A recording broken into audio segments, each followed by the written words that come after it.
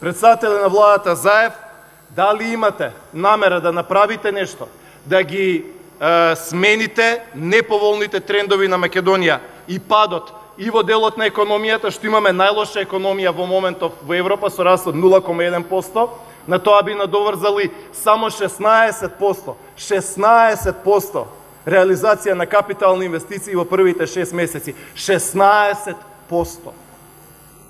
Војна, не дај Боже, не знам, земјотрес, поплава во Македонија да имаше, немаше тоа да биде. 16% е фијаско колективно на владата. И тоа ќе го платиме со помал раст на БДП. Ќе го платиме. Знам дека вие им велите, ајде, туркајте, повеќе проекти и така натаму и така натаму.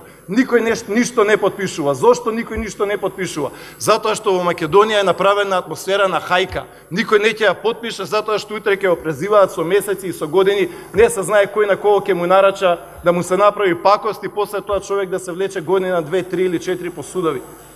Заради тоа имаме раст од 0,1%. Никој ништо не подпишува. 16%, пола година, 50% е помината од годината, 16% е реализацијата на капитални инвестиции. Значи, паѓаме на листата на иновативност, губиме човечки ресурси и материјал, имаме најлоша демографска година, 70 години назад, оваа 2018 ќе биде уште полоша. Ви навестувам, ви гарантирам, тврдам, дека 2019 вака кој што се тргнале ќе биде уште полоша. Ќе паднеме дури до 20.000 родени бебиња за прв пат. Вака како што Министерство за труд и социјала ја води работата. Преминувам на второто прашање. Во делот на безбедноста, исто така прашање до председателот на владата. Дали имате намера да подобрите јавната безбедност во Република Македонија? Господине Заев, никогаш во историјата на Скопје, никогаш во историјата на Македонија сме немале волку многу запалени автомобили, никогаш сме немале ваква небезбедност. Погледнете што се случи со прикривањето на претепувањето на Никола Садовски кој што почина. За него квалификацијата прво беше насилство. Детето беше во кома, прободено, искршено, претепано. Квалификацијата требаше, дај Боже да преживееше, квалификацијата ќе беше прекршочна пријава или не знам, условна казна.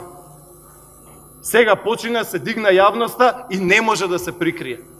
Значи, имаше неколку дена, недела дена беше прикривано обидот за убиство, а после тоа и убиство и смрт. Да, го видов вашиот статус на Фейсбук. Тоа е одговорен статус, апел за смирување на состојбите, но не можете, и знам дека сакате да се смират состојбите, но не може да ги смирите состојбите на тој начин, затоа што кога има убиство, кај во Мала Речица, во Тетово, кај штабот на ДУИ, луѓето да добијат по 4 месеци.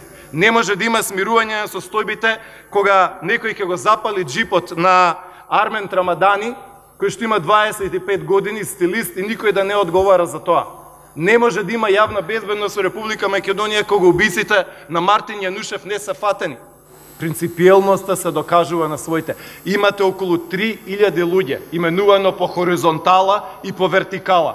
Подрачни началници, директори на јавни предпријатија, општини, раководители на сектори по министерство и така натаму и така натаму. Сакате да ми кажете дека во овие година дена ниеден не завршил во офсайд за да добие кривична пријава. Ниеден од 3000. Значи имате гарнитура, подрачни челници, шефови, директори и така натаму. 3000 луѓе. Ниеден немате пипнато од своите. Понатаму, ако паднеме на Doing Business листата 10 места, дали ќе ги разрешите Андјушев и Тевдовски?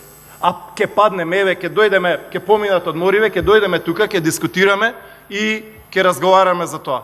Ако паднеме 10 места на Doing Business листата, кој од министрите ќе биде разрешен? Предпоставувам никој.